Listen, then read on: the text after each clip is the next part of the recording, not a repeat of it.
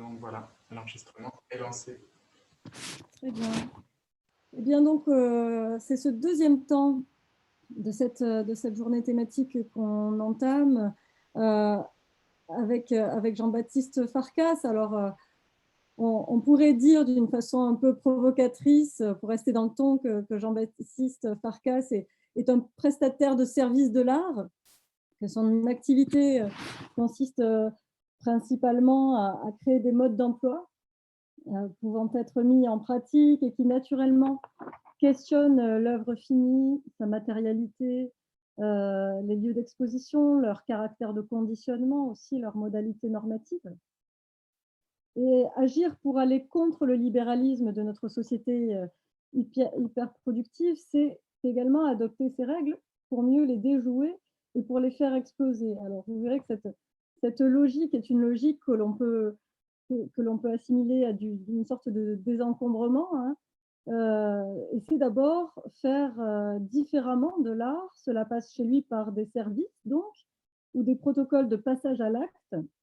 Et c'est donc d'après une grille de code bien réelle, hein, qui font notre quotidien, que Jean-Baptiste Farkas nous plonge dans des territoires incongrus de l'art, à contre-courant du plus, de la production d'objets, de la rapidité, de ce qui est absolument manifeste, remarquable. Et c'est donc cet apprentissage qu'il nous propose aujourd'hui, d'investir l'espace de ces ateliers hors service, acheter, casser et mieux vaut rester chez soi. C'est même son titre, le titre de son intervention, donc ça tombe bien, hein, nous y sommes chez nous. Alors merci Jean-Baptiste et c'est à toi.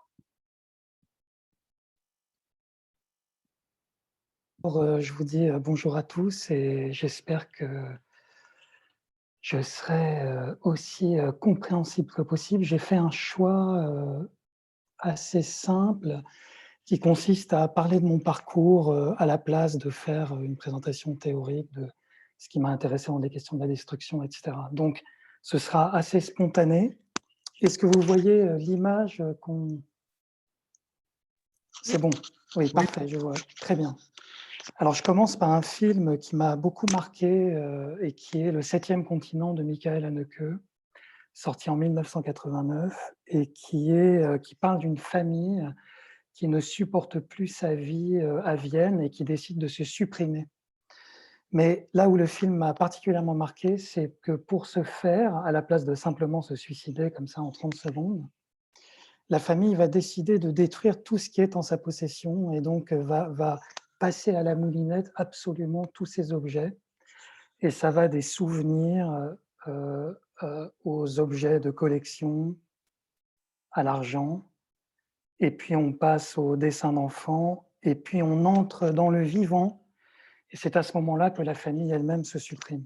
Alors le film, qui était à l'époque extrêmement novateur et inquiétant pour une société qui se croyait finalement, qui planait un petit peu, la société des années fin 80, passage 90, m'a marqué parce qu'il rappelle le lien très fort qu'on a à nos objets, et c'est quelque chose que j'ai beaucoup développé dans mon travail, dans les ateliers hors service, c'est ce que vous allez voir. Ce qui est marrant aussi, quand je vois ces images, ce sont des imprimés écrans pris dans le film, c'est que j'ai l'impression inconsciemment de pratiquement avoir reproduit certaines de ces images au travers de mes ateliers. Inconsciemment. Alors je parle de la destruction beaucoup dans un travail d'essai de texte donc, que j'appelle les chroniques de la soustraction. Je parle d'Anne Valérie Gasque, par exemple, qui est ici, puis qui parlera prochainement, d'Éric Vattier, du LACA, d'institutions qui existent un petit peu partout dans le monde. Et au travers de ces chroniques, j'ai décrit justement cette histoire d'Haneke. C'est improvisé, hein, donc ne vous inquiétez pas si je bug un petit peu parfois, en disant qu'aujourd'hui, finalement, si le film était refait, non pas en 1989, mais en 2020, je pense que l'attitude de cette famille, Eva, Anna et Georg, les trois protagonistes du film, ne pourrait pas être la même que celle que proposait alors Haneke. Pour une raison simple, c'est que la famille essayait de s'extraire d'un monde qui était censé durer ad vitam aeternam toujours de la même façon, qui était censé se reproduire de façon finalement très ennuyeuse, et donc il fallait sortir de ce monde. Mais aujourd'hui, en 2020, on est au contraire dans une situation, on est dans un monde qui est beaucoup plus inquiétant par sa fragilité, et je pense que la famille aujourd'hui prendrait totalement un autre tournant. Par exemple, essaierait de trouver des initiatives, aurait des initiatives peut-être de, je ne sais pas, s'impliquerait en fait pour éviter ce monde, mais sans avoir à en sortir. C'est la chronique de la soustraction dont je vous parle. Elle est sur Switch on Paper, qui est une revue en ligne. On la trouve aussi sur DU, qui est une radio en ligne en français et en anglais. Et puis avec Nicolas Ledoux, Optical Sound, on ressort certaines des chroniques aussi qu'on imprime. Donc il y a un numéro qui va sortir. Maintenant, le travail. Donc ça, c'était, on va dire, l'inspiration. Le travail, quand j'ai commencé dans les années 90 à faire de l'art, tout était possible. C'était très gênant parce que finalement, il faut faire des choix. Et donc, j'ai commencé par me poser des contraintes qui sont un petit peu douloureuses parfois, comme vous le verrez, mais j'ai essayé de les tenir pendant toutes ces années, donc jusqu'à aujourd'hui. Et je vais vous enchaîner quelques phrases comme ça qui étaient un peu mon modus operandi. L'objet d'art nous encombre, il est devenu superflu. Donc j'essaie de produire de l'art sans objet. Et quand il y en a, c'est de façon provisoire, et en général, je fais en sorte qu'à la fin, à l'issue des activations, on les détruise. L'exposition est un idéal dépassé qui doit faire place à d'autres modalités d'action, telles que la manœuvre ou l'opération. Donc l'exposition me semble complètement épuisante pour un artiste, parce que tout va être mis en œuvre pour s'y plier. En réalité, ça force plein de choses. Je me suis dit que l'art, des gens comme Capro ou Brecht nous ont montré qu'on pouvait le développer de façon différente, hors de l'exposition. Et c'est ce que j'ai essayé de faire pendant, on va dire, à peu près ces 20 années. Je dis que j'opère. Barbara, tu l'évoquais tout à l'heure. Donc, je dis que je suis prestataire, mais je parle en fait d'opération. Donc, il s'agit d'une pratique de l'art qui relègue l'art à l'arrière-plan pour tenter de conquérir le terrain de la réalité quotidienne. Que mes services se mettent en pratique à la maison, au travail, et n'ont pas forcément besoin du lieu d'exposition, ni d'ailleurs du champ de l'art. Très important, le présent nous demande de donner toute son importance à l'action de soustraire. Donc ça, on le sait, on est complètement épuisé par l'immense quantité de choses qui nous tombent sur la tronche chaque jour. Et c'est aussi vrai pour maintenant les écrans, parce qu'on est complètement écrasé par une masse de plus en plus gigantesque de données. Et donc, il me semble que l'artiste doit modestement montrer l'exemple en soustrayant. Donc, vis-à-vis de Douglas Huebler, et il y a trop d'objets en circulation, j'aimerais ne pas en ajouter un seul. Je dirais qu'il faut faire un pas supplémentaire qui serait de dire il y a beaucoup d'objets en circulation, il faut en retirer quelques-uns. Il ne s'agit pas seulement de ne pas en faire en plus, mais utiliser la pratique de l'art pour en retirer. C'est ce que j'ai souvent fait. Autre point, autre contrainte, l'auteur. Je ne suis pas l'auteur unique de mes services. J'ai invité beaucoup de gens. Les écritures de services et les activations sont souvent faites sous la forme de collaboration. Et cette notion d'auteur, j'ai essayé de la remettre en question de plein de façons différentes. Donc il n'y a plus un auteur unique pour une œuvre unique, mais une multiplicité d'auteurs pour plusieurs réalisations potentielles de chaque œuvre. 2 identités, IKEA Service et Glitch. IKEA Service 98, Glitch 2002. Donc avec deux logotypes que je n'ai jamais changés, qui sont les mêmes depuis le début. Et les modalités de participation à ces 2 projets, donc mettre un mode d'emploi en pratique, pour quiconque le souhaite, gratuitement, n'importe quand. J'ai dit qu'on n'avait pas besoin de le faire dans l'art, on peut le faire chez soi, au travail. Au travail, c'est très intéressant. Commander la mise en pratique d'un mode d'emploi, donc il est un petit peu compliqué à mettre en œuvre. Par exemple, on fait appel à moi, mais on peut aussi faire appel à d'autres prestataires. Je pense à des, justement, actes de destruction, des annulations d'espace, des ralentissements, où il faut faire intervenir des intermédiaires. Me faire la proposition d'un nouveau mode d'emploi. Alors vous verrez, parce que je vais vous envoyer tout à l'heure le manuel en version PDF, qu'il y a plein d'auteurs à l'intérieur du manuel, proposer la variante d'un mode d'emploi déjà mis en pratique au moins une fois. Et là, j'ai été un petit peu sadique dans le sens où je veux avoir des preuves d'une première activation du service pour qu'on m'en fasse une variante, puisqu'au début, je n'avais pas imposé cette contrainte et les gens me proposaient des transformations des services, mais un peu dans tous les sens. Et donc, par souci de rigueur, je veux que quelqu'un ait vraiment mis en pratique un service et voit des défauts, un peu comme dans le logiciel libre. Ils disent: «Mais tu vois, ce truc, finalement, ça s'enclenche mal, c'est mal libellé, on ne comprend pas vraiment l'idée», et cetera. Et dans ce cas-là, on fait une variante du service. Cette personne qui m'en fait la proposition ou à plusieurs, là encore sous forme de collaboration. Et acquérir un de nos services, ça c'est aussi possible. C'est la dernière modalité de participation à mes projets. Et il se fait que dans mon contrat de cession de service, j'impose aux personnes qui achètent un service de le laisser gratuit à l'activation pour quiconque le souhaite. Donc c'est un petit peu particulier pour des, par exemple, collectionneurs privés. Ça fonctionne mieux avec des institutions, on va dire, publiques, pour qui justement la notion de public est importante. Tout passe par des manuels depuis 2004, dans lesquels on trouve ces services. Je republie les manuels régulièrement puisque, évidemment, comme je l'ai avancé, les services évoluent, il y a des variantes, il y a des nouveaux services. Et je fais aussi beaucoup de retours sur des activations déjà réalisées sous forme de description écrite.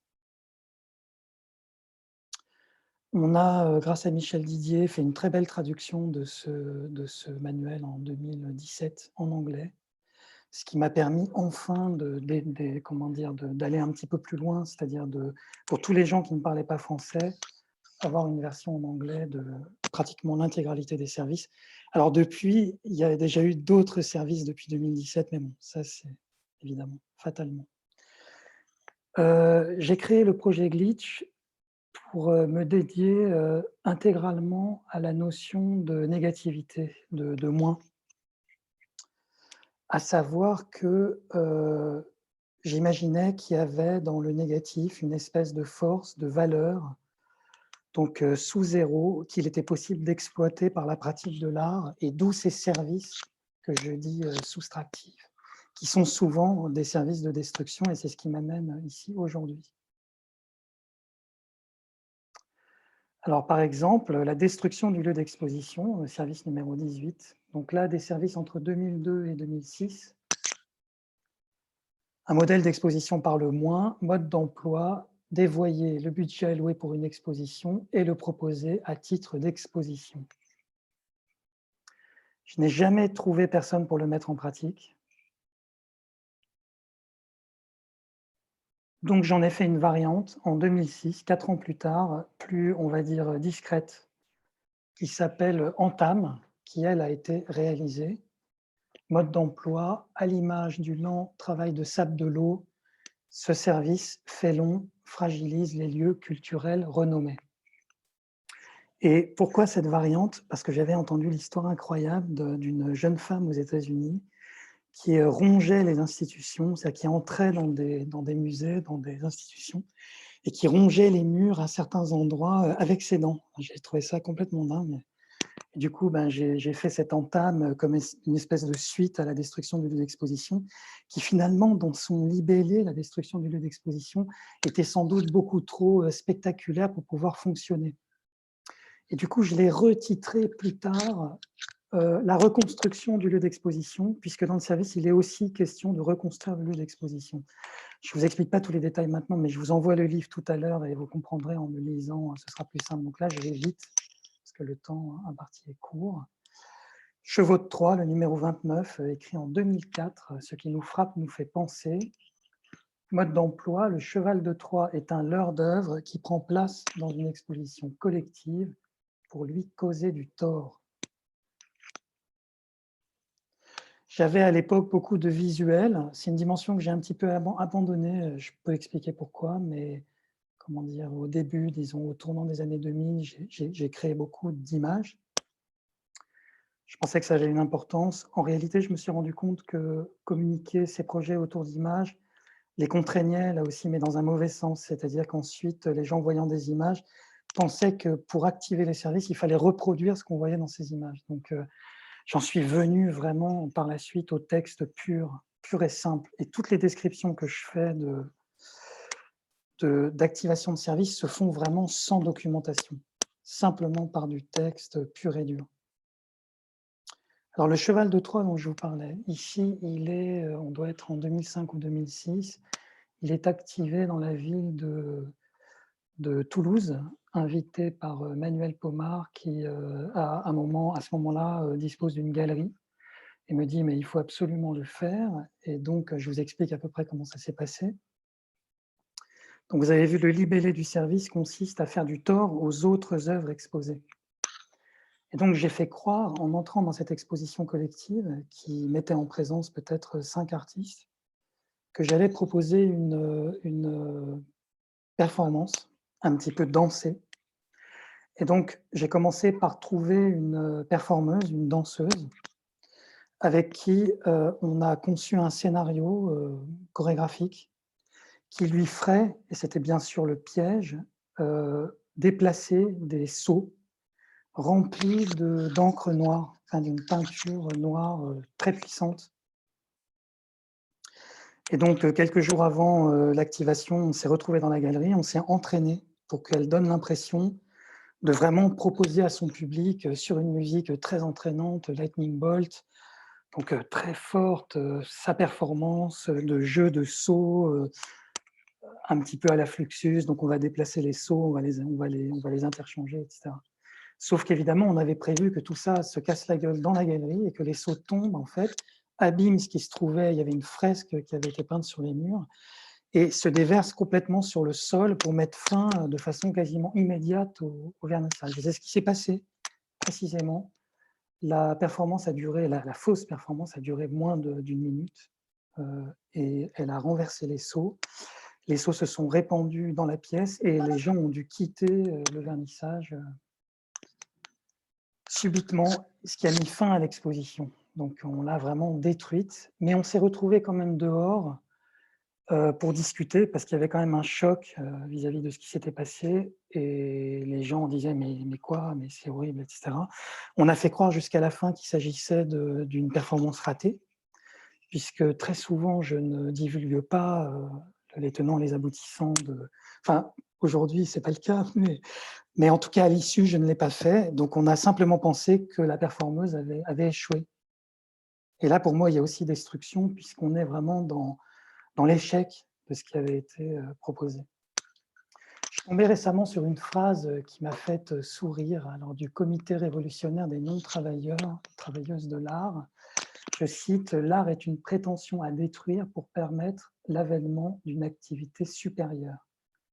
Et la phrase m'a frappé parce que je crois que nous, artistes un petit peu de la destruction, on est plein, on est beaucoup, on est peut-être un petit peu obsédés par cette idée. C'est-à-dire qu'on pense en détruisant que peut-être on va accéder par cet acte de destruction, de démolition, à une peut-être dimension supérieure, une espèce d'au-delà. Il se fait que plus j'avance dans ce travail et plus je pense que c'est un petit peu une illusion, mais en tout cas, elle nous tient, c'est un petit peu comme une carotte. Et voilà, donc je voulais vous faire part de cette... J'ai eu cette phrase très récemment dans ma boîte mail. Et j'en viens aux ateliers HS. Donc atelier HS, c'est aussi un service qui date de 2002, comme la destruction du lieu d'exposition, puisqu'à ce moment-là, j'en développais plein vraiment dédiés à la question de la destruction. Je voulais détruire. Mais l'atelier HS, cette fois, est très organisé. Il n'est pas du tout, comment dire, destructeur de façon massive. Donc son libellé est très simple, mode d'emploi, atelier de destruction d'objets de valeur. L'objet apporté est détruit selon un protocole imaginé par son propriétaire. Je vais vous en parler très longuement après, donc je passe, je vous montre des variantes. L'atelier HS document, parce qu'on détruisait des objets, et puis on s'est rendu compte dans ces ateliers que souvent les gens apportaient des documents. Je crois que c'est Éric Vattier qui m'a dit il faudrait faire un atelier HS document, donc spécifique que pour cette question-là, pour les PV, pour les actes de divorce, de mariage, de tout ce qu'on veut, etc. Et on a conçu cet atelier qui a été répété en divers endroits aussi. Je vais vous montrer des images. Mode d'emploi, donc atelier HS document. Atelier de destruction de documents de valeur. Le document confié est détruit selon un protocole imaginé par son propriétaire. En 2009, Jean-Claude Moineau, qui est un ami théoricien, me convoque et me dit « Il faut créer un atelier HS dans lequel la personne qui apporte son objet à le faire détruire ne choisit pas le scénario de destruction de... » Alors j'ai trouvé ça très drôle, et donc atelier HS est devenu atelier de destruction d'objets ou de documents de valeur. Ceux-ci sont détruits selon des protocoles qui n'ont pas été imaginés par leur propriétaire. Donc il est un petit peu plus vache, on va dire, que les autres. Et maintenant, un détail en image sur cet atelier HS qui a été mis en pratique de très nombreuses fois, comme vous allez le voir depuis 2002, je dirais peut-être, on va dire une douzaine de fois au moins. Alors il faut savoir qu'à chaque fois, pour une fois, on a de 70 à 100, 120 objets confiés par des gens qui viennent nous voir sur la durée d'un week-end ou 2 jours, 3 jours, etc. Le protocole, de nouveau. Une image que je diffusais à l'époque pour faire comprendre. On commence à la Nuit Blanche en 2003. Au moment où je développe cet atelier, je ne suis pas du tout sûr que ça va fonctionner. Je demande à la mairie de Paris de diffuser un flyer qui divulgue mon protocole, qui demande aux gens, venez avec des objets de valeur. Et la question est très importante. Il ne s'agit pas de n'importe quel objet ou d'un objet poubelle. Il s'agit d'un objet auquel on tient, mais dont on veut se débarrasser. C'est là, à mon avis, où je rejoins les premières images que je vous montrais d'Anneke, c'est-à-dire ce ne sont pas des objets pris au hasard, ce sont des objets qui ont une histoire vis-à-vis de notre histoire, enfin, auquel on est vraiment... Alors une cassette avec un enregistrement précis, spécifique, un vase, une clé qui ouvre je ne sais quel appartement, etc., etc. Il se passe des choses très importantes, je le remarque en 2003, entre mes bourreaux, ce que j'appelle des bourreaux, c'est-à-dire toutes les personnes mon équipe de destructeurs, et les personnes qui viennent faire détruire des choses. Et je remarque finalement que c'est dans ce moment de la relation entre ces deux instances, le public qui vient avec son objet à faire détruire et les bourreaux, et ce scénario qui va devenir réalité au moment de l'activation du service, que vraiment quelque chose d'incroyable advient, à mon avis, sur le plan de la destruction, qui pour le coup n'est pas du tout spectaculaire, ou pas du tout... et c'est ça qui m'intéresse, c'est-à-dire que là on est dans une destruction, je dirais presque d'une dimension intime, très personnelle. Et détail d'importance, on ne demande jamais à la personne le pourquoi de cette destruction. La personne a le droit d'en parler aux personnes qui sont là, etc. Mais il n'est jamais demandé de pourquoi, parce que là, je pense qu'on entrerait dans un terrain un petit peu miné d'explications psychologiques sur... On se contraint à respecter le scénario aussi précisément que possible. Et là, il y a un rapport à ce qui est possible de faire, ce qui n'est pas possible de faire, ce qui m'intéresse aussi beaucoup par rapport à mes services. Je ne développerai pas maintenant, mais cette question de la force de la réalité qui souvent nous empêche de faire ce qu'on veut. Et là, c'est le cas aussi. Donc la personne vient avec un scénario de destruction qui parfois est très complexe et parfois on n'y arrive pas. Donc on s'excuse, il faut qu'on s'excuse. Parfois on y arrive et ça se passe très bien. Mais ne serait-ce que par exemple, vous voyez au milieu de l'image, couper des assiettes en 4 parties complètement égales avec une disqueuse sans casser les assiettes. Et des assiettes, il y en a beaucoup parce que ce sont des assiettes de famille, etc. C'est extrêmement difficile. Il y a aussi un épuisement de l'équipe et on est tous pris dans cette destruction. Et puis les scénarios changent. Donc cette personne nous dit, mais non, les assiettes, on a trop, on va y passer des jours. Donc maintenant, il faut les détruire à la batte de baseball. Donc on trouve une batte. On n'a pas forcément sur le moment. Donc il faut absolument trouver une batte dans l'après-midi et on continue à la battre, etc., etc. Tout ça repose vraiment sur le dialogue. Puis, il y a des choses toutes simples, mais très difficiles à réaliser. Par exemple, quelqu'un vient avec une machine à écrire et écrit dans cette machine une dernière lettre, une lettre de séparation. Il nous dit « Je veux la lettre de séparation et la machine découpée vraiment géométriquement, le plus parfaitement possible, en 3 bandes, sans que le texte écrit soit détruit, c'est-à-dire qu'on puisse encore avoir accès à ce qui avait été écrit sur la lettre de séparation. » Donc là, c'est très long, on utilise plusieurs outils, mais on y arrive et on voit le résultat. Alors, comme j'ai toujours une équipe d'au moins 6 ou 7 bourreaux, les gens travaillent simultanément. Hein. On ne fait pas un objet après l'autre, c'est-à-dire qu'on a des grands établis. Et plus loin, vous verrez un petit peu comment ça. On aura des plans moins rapprochés. Par exemple, détruire du courrier à l'acide, c'est très intéressant aussi. S'attaquer aux vêtements, détruire des vêtements en bande égale sur une certaine durée. Et puis, on a toujours les moments, on va dire, héroïques où les gens veulent voir de la destruction. Là, ils sont dans la jouissance. Ils disent, allez, on casse de l'ordinateur à la hache, à la masse. Alors, au début, j'évitais pas ça. Maintenant, vous verrez dans la suite que j'essaie de l'éviter. C'était des moments quand même assez marrants. Mais je trouve que ce n'est pas la partie la plus intéressante de la destruction. Très souvent, arrive la question de l'argent. Et c'est pareil, on le trouvait dans Haneke, dans le film où il était question de détruire des billets de banque dans les WC. On a cette scène dans le 7e continent complètement incroyable où pendant plusieurs minutes, on va voir des billets de banque autrichiens se faire passer en fait à la cuvette de WC. C'est complètement dingue. Et dans la réalité, ça se passe de la même façon. C'est-à-dire que beaucoup de gens viennent avec des cartes bancaires. Alors ici en haut, par exemple, à Montpellier, et au moins 10 ans plus tard à Oslo. Et c'est très étonnant parce qu'on a pratiquement la même situation à 10 ans d'écart et dans 2 pays différents. Alors là, il s'agissait dans le deuxième cas de faire fondre la carte avec un linol, enfin avec une espèce de produit un petit peu dégueulasse. Je vous parlais de la variante qui est les documents. Alors, il faut aussi que ces documents soient de valeur, ce qui n'est pas toujours le cas. Donc, il y a aussi un débat avec les gens qui passent pour que ça ne devienne pas n'importe quoi. Ce qui nous intéresse comme documents, c'est des documents qui vont manquer, qui vont poser problème dans un quotidien. Je vais un peu vite, qui vont problème dans un quotidien. Alors, ça peut être des cartes, comment dire, un petit peu officielles. Et je me souviens dans ce processus d'un moment très important sur la question morale vis-à-vis de la destruction, qui a été quelqu'un qui voulait détruire ses diplômes donc de baccalauréat, diplôme des beaux-arts, il y avait plusieurs diplômes, et cette personne avait dit « je détruis tout ». Et quelqu'un dans le public a dit « non, non, non, il ne faut pas le faire ». Donc on a ces moments aussi très forts de questionnement sur la destruction morale, faut-il le faire ou pas? Et je dirais qu'au moment où il y a une espèce de vote, où il y a une masse qui dit « oui, allez, on le fait, on y va, il le veut, elle le veut, on le fait », puis d'autres qui disent « mais non, mais vous êtes fous » et tout. Puis il y a un moment, ça bascule dans un sens ou dans l'autre.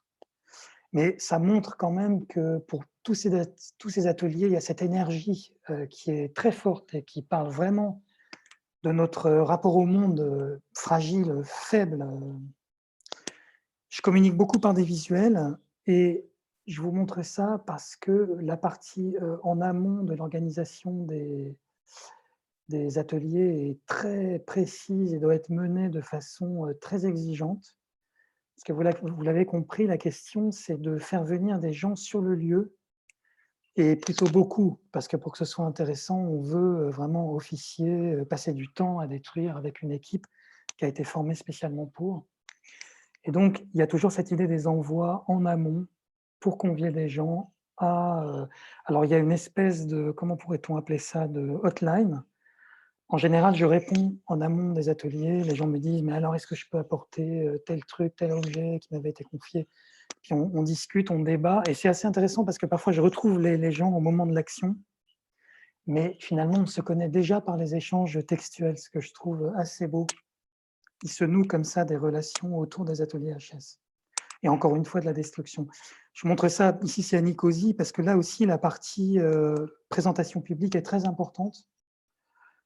Montrer des images, montrer des réalisations, montrer que tout ça est vrai aussi, parce que les gens parlent tout le temps, oui, alors on me dit, toi tu détruis, mais en fait c'est faux. Mais en fait non, c'est vrai, on détruit.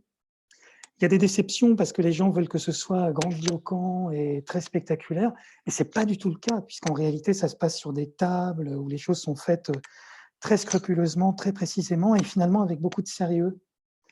Donc qu'à part les moments à la masse sur les téléviseurs, mais ça, je pense que j'ai passé cette étape qui arrivait au début. Et je vous dis ça au moment où, justement, il va y avoir une étape de ce type-là.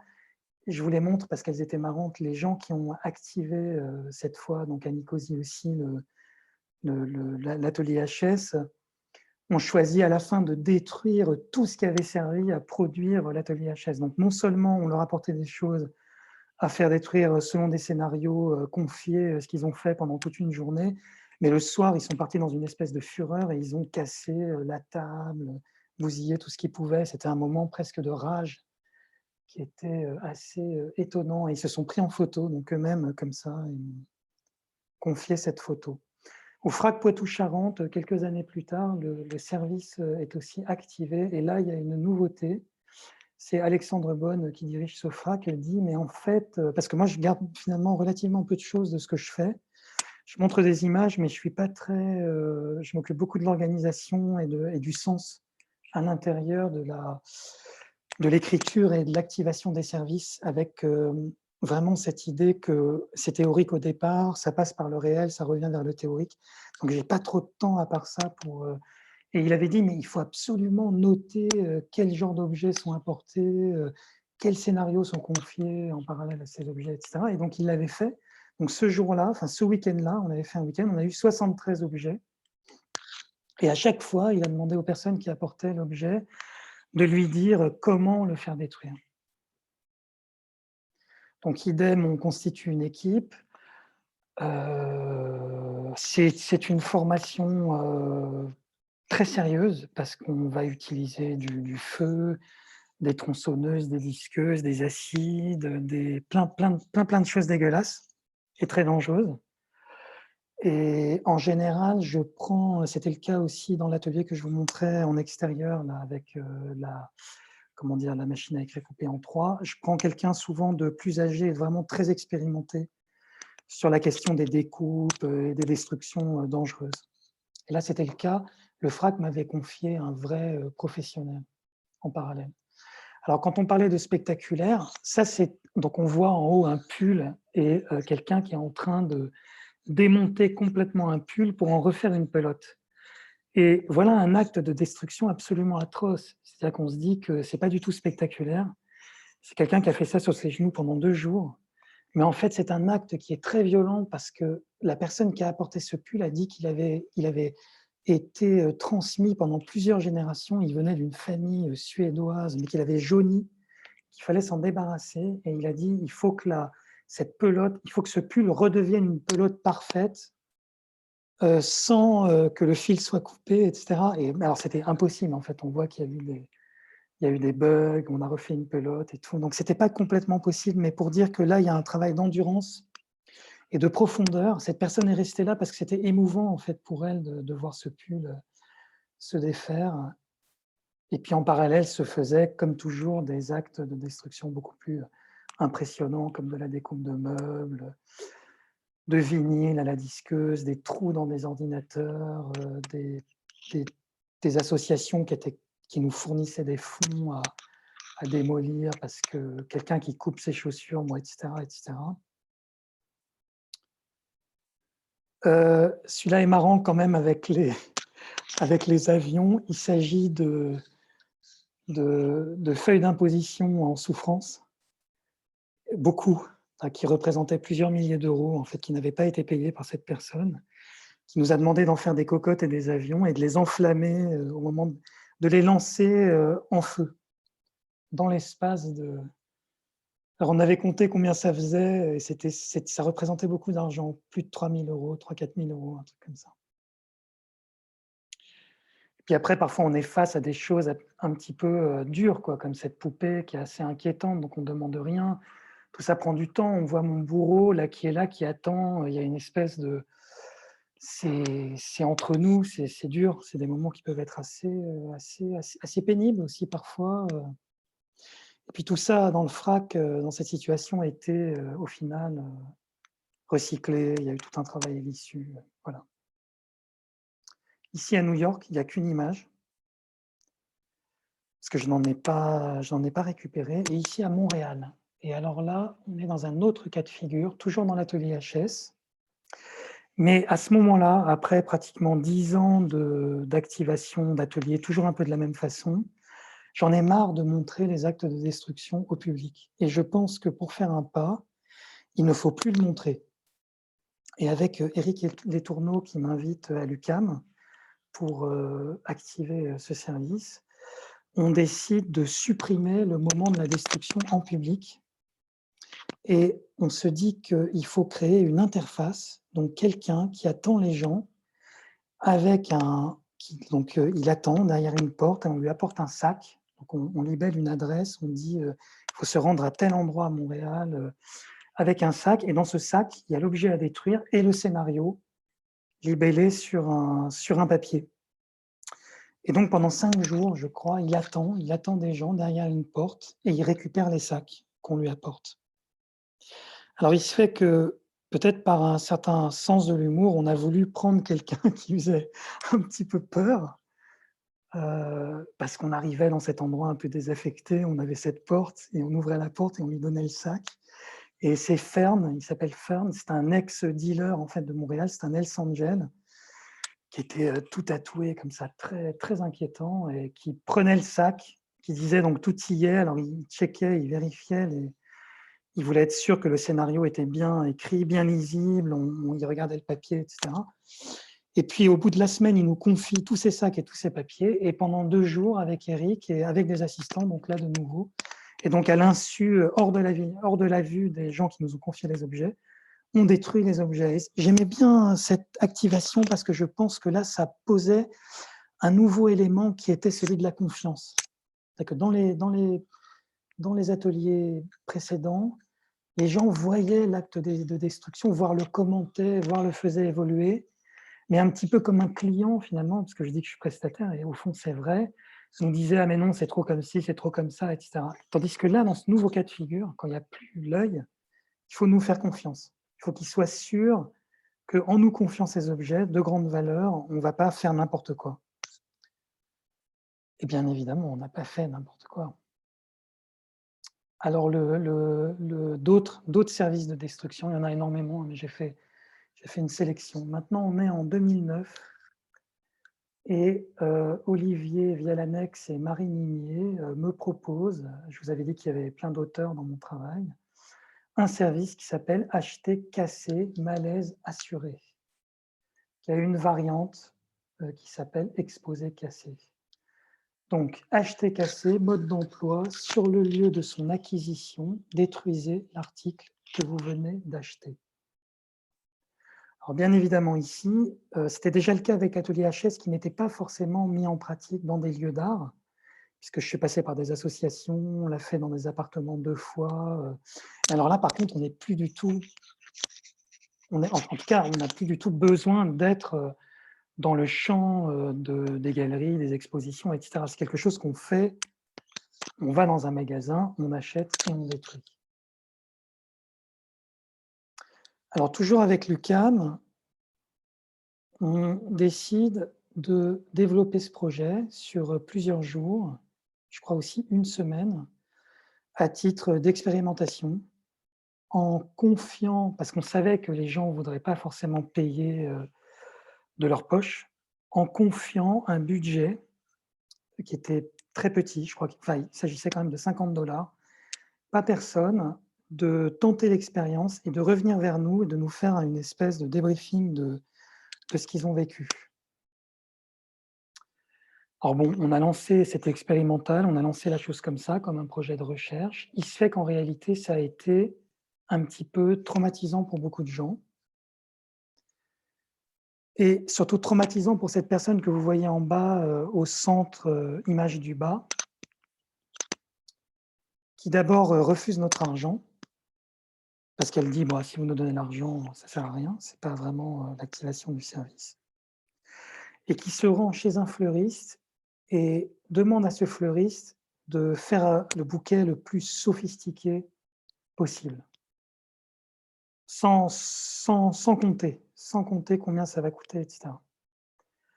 Et le fleuriste, très investi dans son métier, crée ce bouquet. le rend très sophistiqué, très beau. Et au moment où il a fini, donc tout ça prend quand même peut-être, on va dire, une petite heure, elle vient vers le bouquet et elle le saccage, elle le détruit, elle met tout par terre. Et la surprise, évidemment, la personne qui a fait ce bouquet, le fleuriste, fond en larmes. Donc il est complètement traumatisé par cet acte. Et j'ai dit aux personnes qui allaient activer ce service en ville de ne pas communiquer sur le fait que ce soit un protocole. Donc de rester dans vraiment quelque chose qui est de l'ordre de... C'est simplement un acte, il est produit, on s'en va. Il n'y a pas d'explication de cet acte. Ce qui pour moi, comment dire, fragilise en fait la force de la pratique de l'art, en tout cas telle que je la vois. Et donc elle part, sauf qu'elle a beaucoup de culpabilité par rapport à l'acte qu'elle vient de commettre. Ce gars est complètement détruit, elle rentre chez elle, elle s'angoisse énormément, et donc elle nous écrit, elle écrit au groupe de travail. Et elle dit, mais c'est complètement insupportable, si on est en train de créer un truc qui fait pleurer des gens, et c'est souvent arrivé dans mon travail, c'est-à-dire on a souvent eu, alors c'est pas du tout spectaculaire, mais on a souvent eu des situations limites où les gens craquent, et là c'était le cas. Et donc elle propose une réunion de travail où tout le monde se retrouve et se raconte, et raconte ses actions, et essaie de trouver finalement vis-à-vis de ses actions un point de vue, un jugement. Est-ce que c'est bien ou pas bien? Et puis c'est vrai qu'à Montréal, il y a un petit peu cette dimension, on va dire, où on a parfois un peu peur de faire des choses violentes. J'essaie de pas trop m'étendre. Combien de temps j'ai encore? Parce que...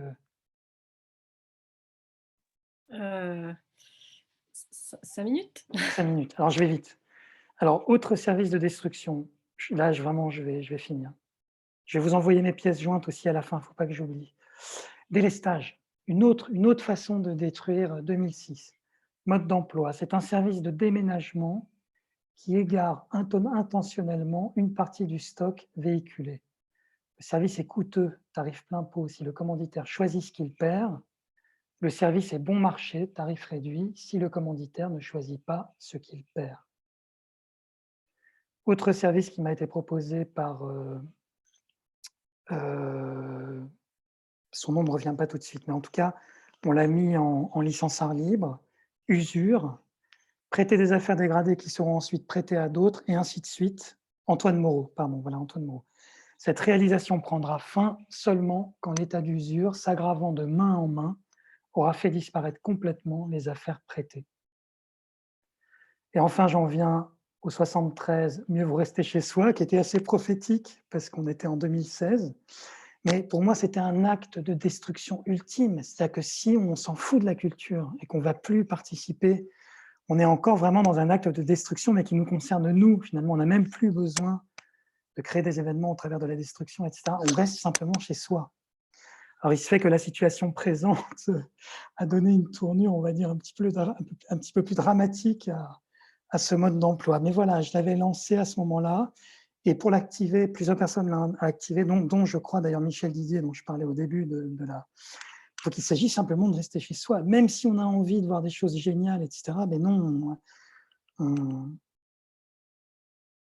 Et je finis sur un dernier service, Upgrade Fatal, le numéro 12. Renforcer au point de les rendre toxiques, des plaisirs qu'on s'accorde, des contraintes qu'on s'impose, des peines qu'on s'inflige, des défis qu'on se lance.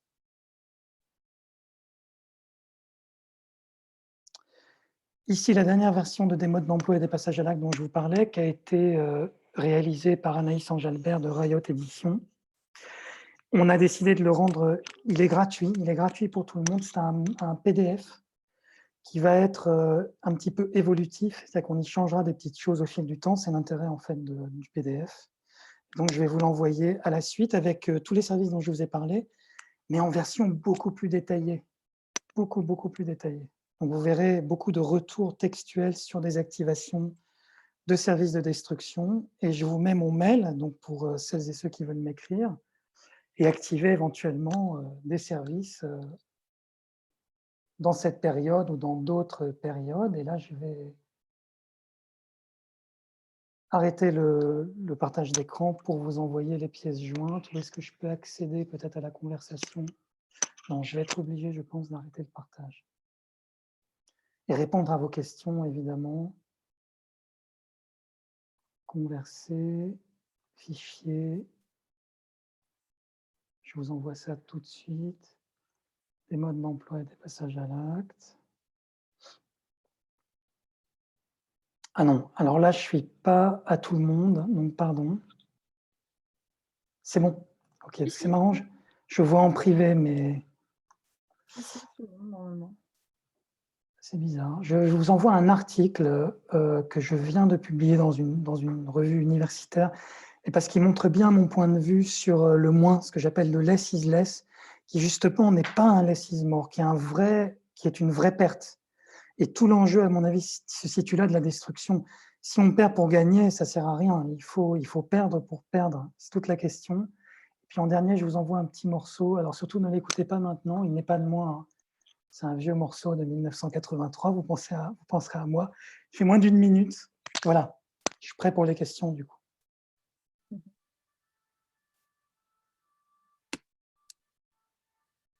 Alors, qui se lance? Est-ce que vous voulez que je lise aussi le fil? Non, il n'y a pas de...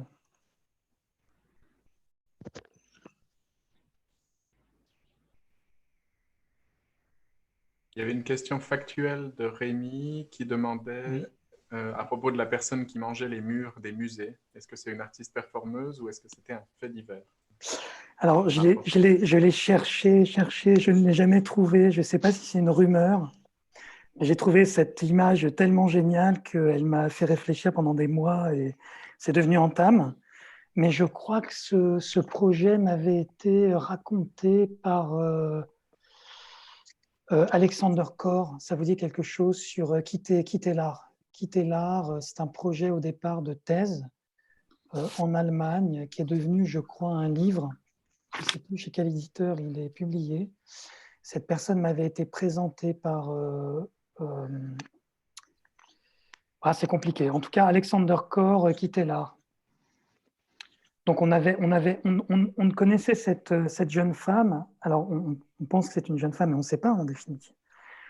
Que par des traces de dents qu'on trouvait au bas des murs dans des institutions américaines. Je crois que la ville était Chicago, dans mon souvenir. Tout ça à vérifier, hein, parce que là, on est en live complet.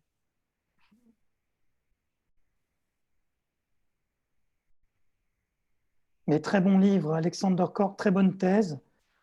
Et je crois qu'il a été publié en français aussi, très, très intéressant. Quitter l'art.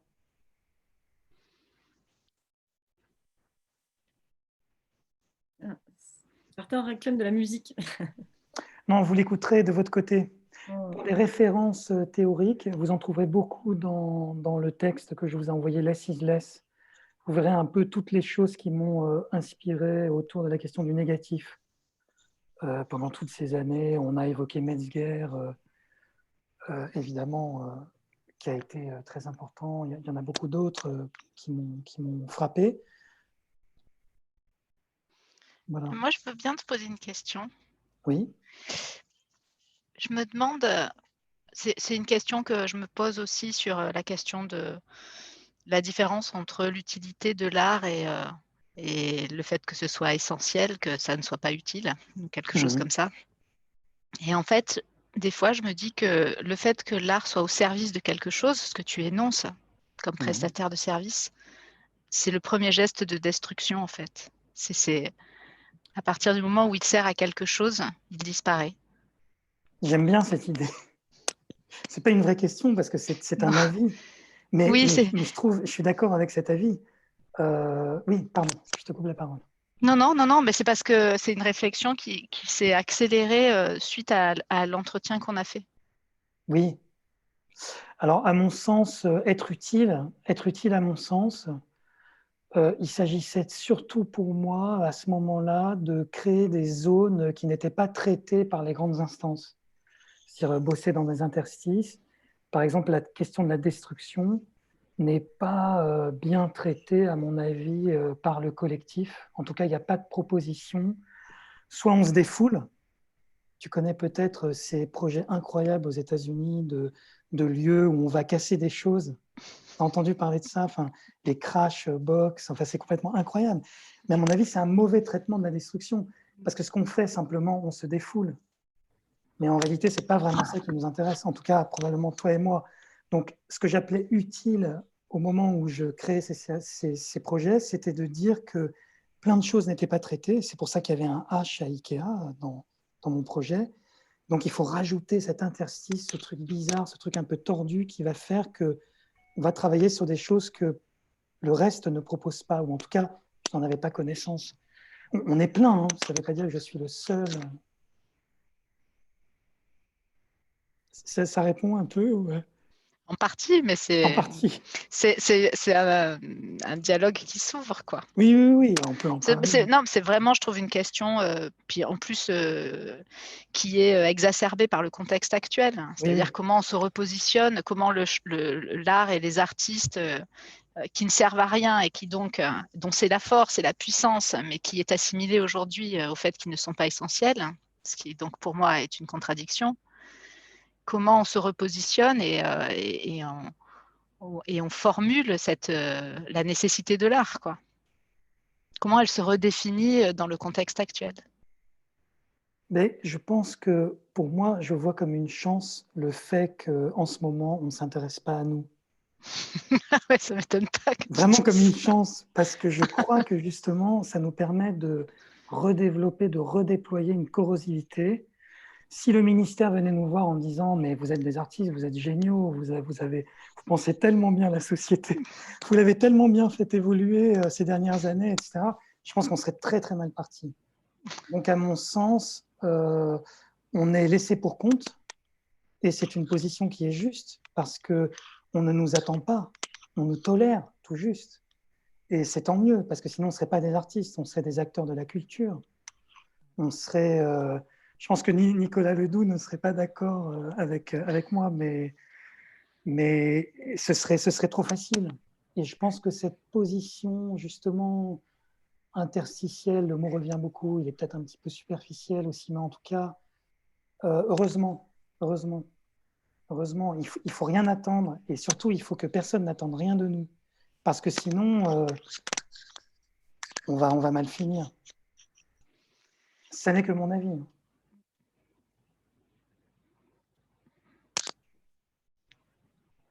Ah, envoyer la musique.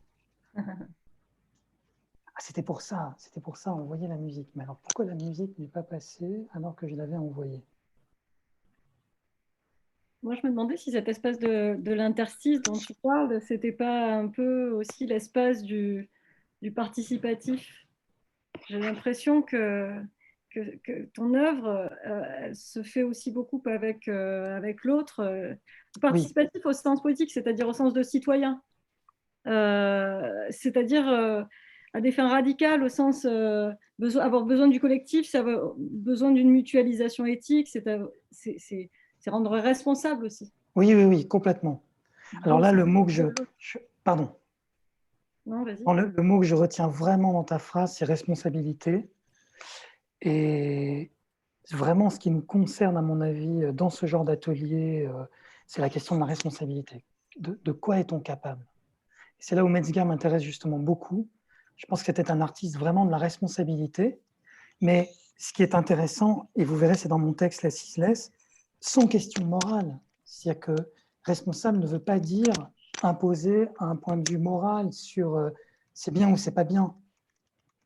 Est-ce que tuer un animal, c'est bien ou c'est pas bien? La question, c'est plutôt qu'est-ce qu'on va être capable de faire, pourquoi on le fait, avec quel motif, jusqu'à quel point, en fait, on développe.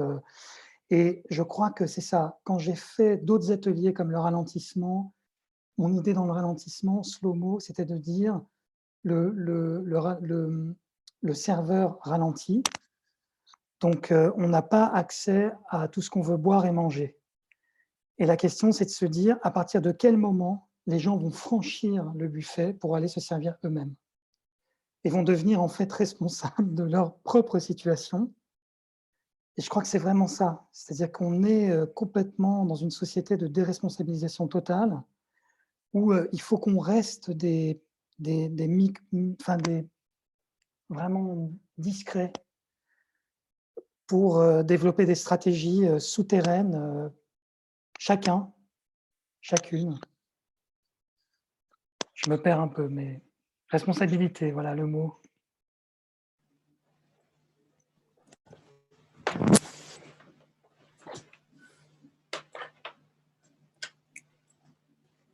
J'ai partagé cette phrase, mais j'ai oublié de la...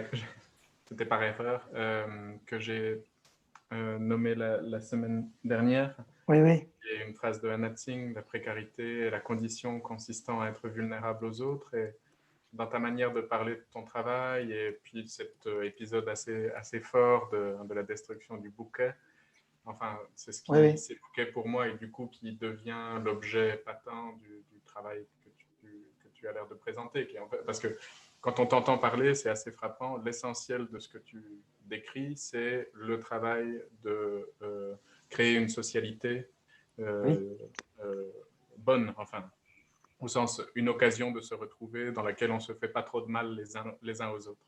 Et où du coup, l'occasion, enfin, qui serait quelque chose comme une définition de la bonne socialité ou de la socialité pas trop mauvaise. Et j'ai l'impression que ce qu'il y a d'assez beau dans ce que tu proposes, c'est que la destruction des objets peut être une condition de cette socialité pas trop mauvaise, parce que c'est une pratique dans laquelle on atteint une forme de précarité, mais pas au sens de la précarité telle qu'elle est vécue avec violence par certaines catégories de la population, mais au sens simplement de la fragilité du monde autour de nous qui permet de se réunir.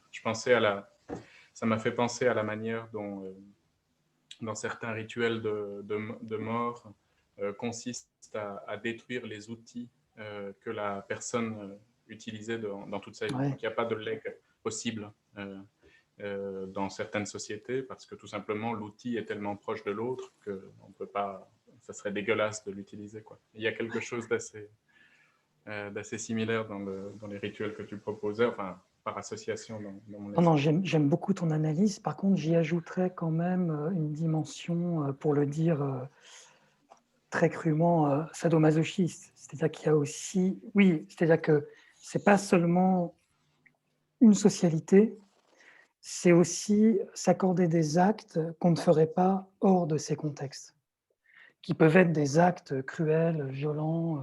Tu sais, on vient avec un objet auquel on tient beaucoup, qui nous a été confié, tu vois, de génération en génération, et simplement on le bousille. Alors, c'est ce moment-là, c'est ce que permet ce moment-là. C'est avec Anne-Vérée Egas ce que j'évoquais aussi, c'est-à-dire que c'est là où il y a une utilité un petit peu étrange que peut-être ne permet pas, tu vois, d'autres endroits. Bon.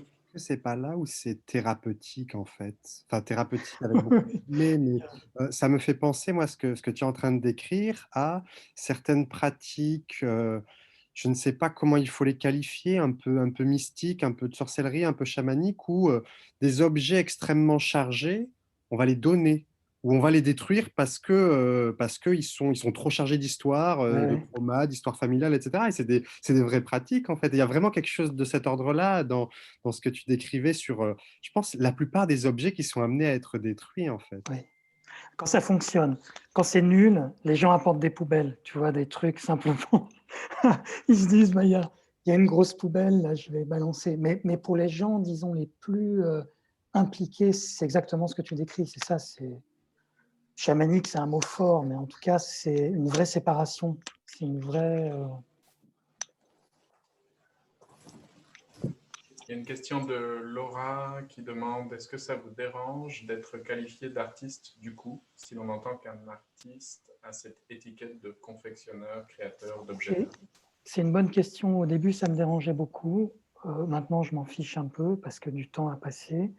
Mais c'est vrai qu'au départ, ça a beaucoup contraint mon projet. Ça l'a rendu vraiment artistique, alors que je pense que mes considérations n'étaient pas du tout. C'est-à-dire que j'avais vraiment des considérations qui étaient complètement hors du champ de l'art, et je m'intéressais au travail, aux gens dans le contexte du travail. Et aujourd'hui, c'est différent parce qu'il y a un retournement qui est que peut-être qu'il y a eu cette inscription dans l'art qui fait que parfois les gens veulent le faire parce que ça vient de l'art. Donc c'est une valeur ajoutée, on va dire.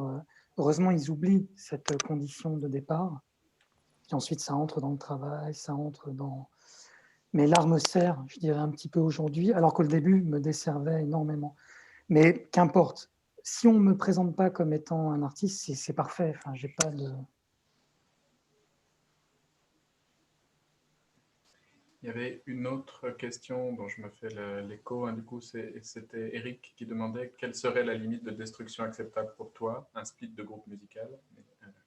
C'est quoi? Mais je pense qu'il y a une question sérieuse dans la Non, non, mais c'est une vraie question. Camille Pollan en a parlé avec l'histoire de Ralph Ortiz. Ralph Ortiz voulait tuer des poulets, je crois, je ne sais plus si c'était des poulets, mais je crois que c'était ça, dans un des symposiums d'IAS, Destruction in Art Symposium. Mais ça a posé problème à tout le monde. Je pense qu'on est exactement dans le même cas de figure. C'est-à-dire que des gens viennent avec des trucs horribles à faire détruire, mais c'est le groupe qui va gérer. Et c'est là que c'est super intéressant et que toutes les remarques qui se sont faites sur le collectif, sur la socialité sont justes. C'est le groupe qui va gérer cette question-là et pas moi seul. Je ne prendrai jamais la destruction, la décision sur une destruction de quelque chose qui me semble vraiment avoir énormément de valeur, voire peut-être faire du mal aux gens. Donc, il n'y a pas de limite.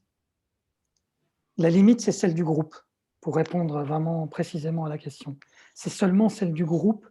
Ce que le groupe va se... Mais je dirais quand même qu'il y a eu des choses assez limites, sans les décrire forcément, mais il y a eu des choses qui parfois font un petit peu mal, comme je parlais du bouquet, quelque chose qui a fait mal, mais il s'est passé beaucoup de choses comme ça. C'est vrai qu'on parlait de contexte presque thérapeutique, mais ça fait mal parfois. Mais il faut que ce soit comme ça, sinon ce serait de l'art. On viendrait simplement s'amuser dans un espace d'exposition. Là, j'espère qu'on est...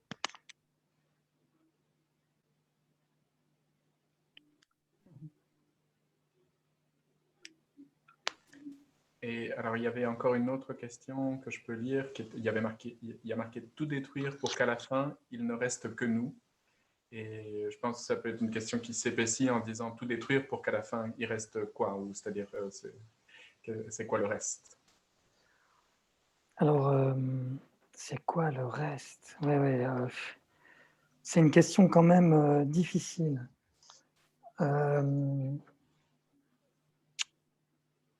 Le reste, en fait, je dirais, c'est le langage. Et là, je suis proche de Fahrenheit. C'est-à-dire que tout va disparaître, mais entre nous, on peut parler, on peut échanger des idées, des belles choses, et c'est ce qui va rester. À mon avis, on va tout détruire, sauf les échanges langagiers qu'on va avoir, qui sont aussi des échanges de sentiments, d'affects. On va suivre des gens, d'autres pas. On va avoir des rejets, on va avoir des amours. C'est ça qui va rester, à mon avis, au final. C'est le détachement. Voilà. Est-ce que ça répond Sentiment. J'entends que quelqu'un est en train de... C'est génial. Alors, je dois vous renvoyer la musique à tout le monde. Oui, personne d'autre ne l'a... Je crois que... Enfin, personne ne l'a reçu, je crois. Moi, en tout cas, pas moi. Alors, est-ce que vous avez la musique à tout le monde? Alors, à chaque fois que je demande à tout le monde, il me l'envoie, pas sur à tout le monde, mais sinon, je pourrais vous les envoyer chez tout le monde. Ça tombe chez Marie.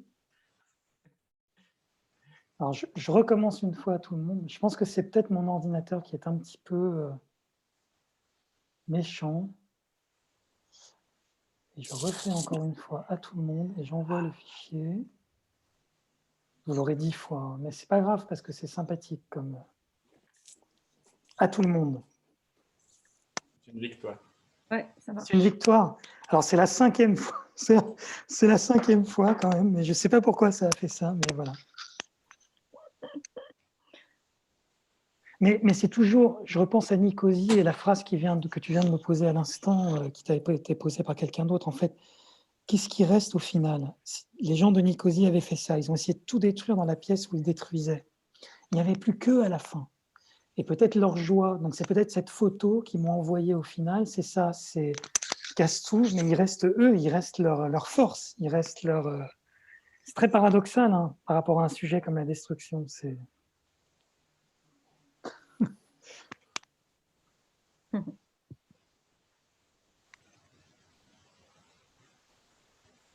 peut peut-être rester sur cette question en suspens qui avait quand même ses éléments de réponse. Oui. Et donc, on se retrouve pour une dernière séance lundi prochain, même heure, à 16h30, avec Anne-Valérie Gaz, qui était parmi nous aujourd'hui. Merci encore. Et puis Dominique Angèle. Voilà, donc 2 artistes aussi dont la destruction est au centre, en tout cas la plupart du temps, donc, dans leur travail. Donc lundi prochain, 16h30, et merci encore aux intervenants et à tous ceux qui sont restés parmi nous durant jusqu'à cette heure-ci. Merci à vous. Merci. Merci. Merci.